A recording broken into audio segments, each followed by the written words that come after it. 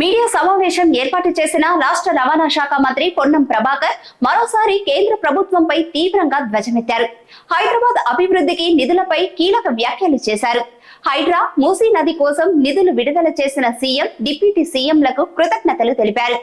కేంద్రం నుంచి కిషన్ రెడ్డి హైదరాబాద్ అభివృద్ధికి నిధులు తీసుకురాలేదని అన్నారు.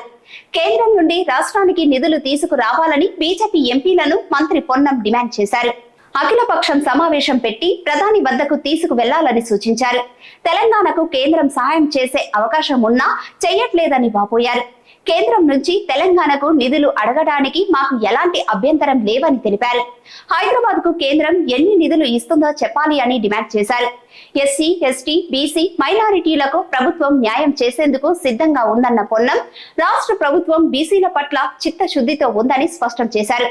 బీసీలకు ఏదైనా తప్పు జరిగితే బాధ్యత వహించేందుకు సిద్ధంగా ఉన్నానని, రైతులను కాపాడే బాధ్యత రాష్ట్ర ప్రభుత్వం తీసుకుంటుందని వెల్లడించారు.